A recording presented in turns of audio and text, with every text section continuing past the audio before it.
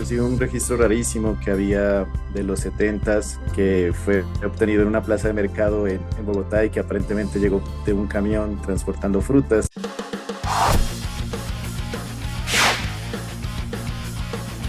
A mí siempre me ha gustado caminar y ver qué hay por ahí. Un día simplemente se estaba perdiendo la señal del internet y hasta donde estaba la antena con el panel que la alimenta y pues ahí abajito estaba un animal muy raro y pues no estaba seguro de qué era. Salió y con la sorpresa de que era un puercoespín. No soy especialista en esto, pero sabía que era algo diferente.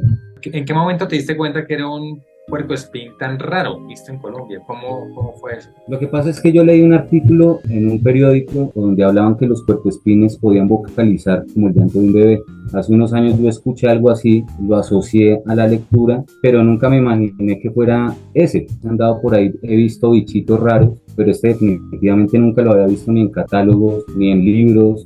O sea que podríamos decir que la mismísima divulgación científica en un medio de comunicación masivo fue el que te dio la idea a ti años después de indagar un poco más sobre este animal. Muchas veces los artículos científicos están escritos en inglés y no son digeribles para una persona, digamos, que no tiene una preparación académica. Entonces, claro, esa información fue lo que me llevó a mí a indagar. Es un animalito bastante peculiar, bastante raro. Estuvo perdido por muchos años. Ahí habían algunas investigaciones que sugerían que quizás no era una especie válida, pero después ya con análisis más profundo se demostró que sí era una especie válida y que estaba restringida a Colombia. Entonces, al ser un roedor de tamaño mediano y estar solo distribuido en el país, es bastante carismático y bastante llamativo. Y cuando dijeron, bueno, tenemos algo de Santander, pensé en dos posibilidades y esta era la última que se me había ocurrido, y cuando ya me dijeron, no, miré las fotos y claro, sí, totalmente, era la especie de la que estamos hablando, que le llaman comúnmente como el puercoespín enano café.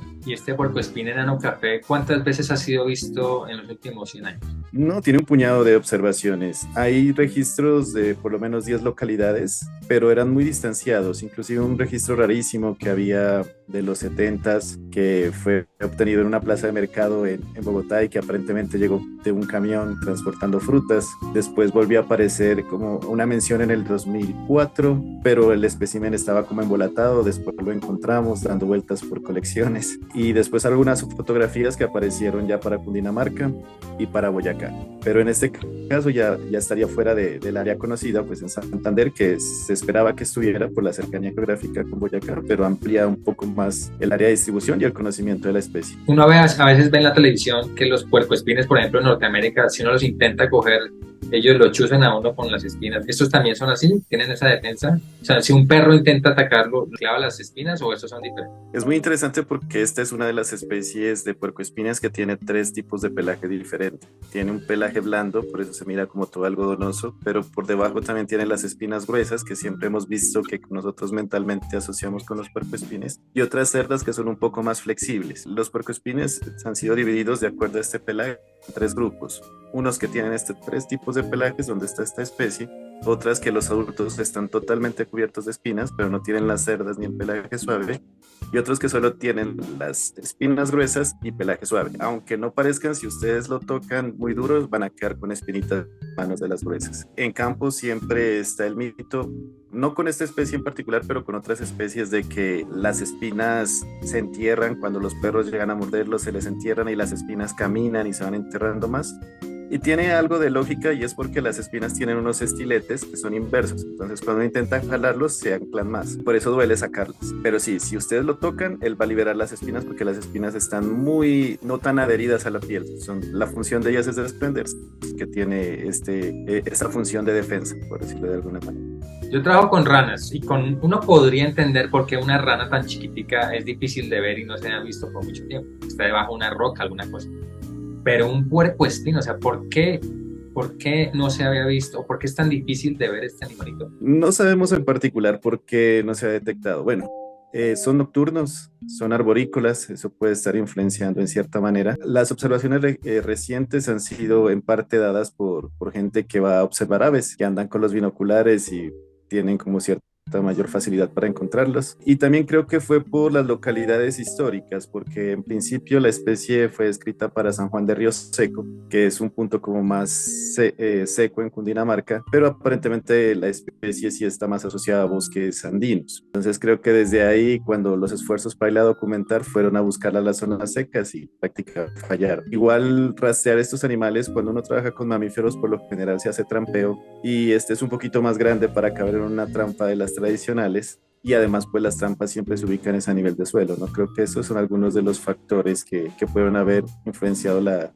baja detectabilidad de la especie. O sea que este no está en el suelo, o sea, este puercoespín es arbóreo. Son arbóreos principalmente, pueden caminar en el suelo, pero por lo general cuando se documentan están siempre asociados en árboles. Haciendo como un paréntesis ahí, el estudio de mamíferos en Colombia está, digamos, todavía en pañales. Hay muchas especies, hay más de 540 especies, pero los mayores enfoques siempre se hacen a especies grandes y carismáticas, ¿no? Las más pequeñitas, las más crípticas son poco estudiadas. Entonces también es una invitación para que las conozcamos.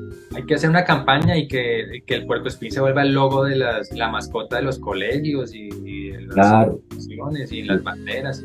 Porque sí, eso se puede hacer y eso también sirve porque la gente se va acercando a las especies y entonces se dan cuenta que si queremos que la especie no se vaya, también toca conservar el hábitat y entonces es como una cadena, ¿sí? Inicialmente, cuando Roberto me contactó a contarme del avistamiento, me mandó las fotografías y bueno, me contó un poquitico acerca de lo que había encontrado. Me llamó mucho la atención porque es un animal muy raro, endémico, muy poco estudiado. Y obviamente los microorganismos que están en su intestino pues también pueden ser muy novedosos, ¿no?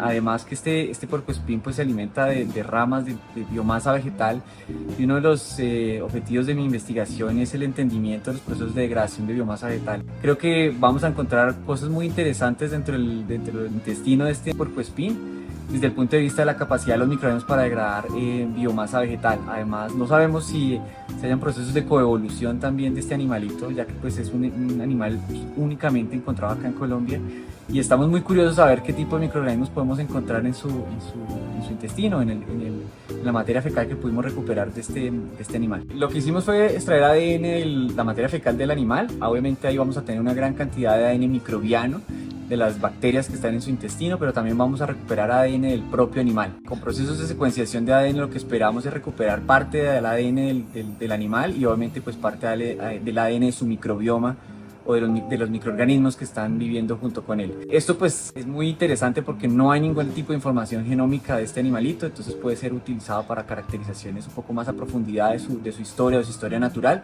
y obviamente pues la relación que tienen con los microorganismos que están en su intestino pues nos parece bastante fascinante y algo que de pronto nos va a llevar a descubrir nuevos organismos o nuevas especies microbianas que sean propias de este puercoespín. Bueno, Diego, muchísimas gracias por haber participado en Ciencia al Café. Ciencia pa' su merced.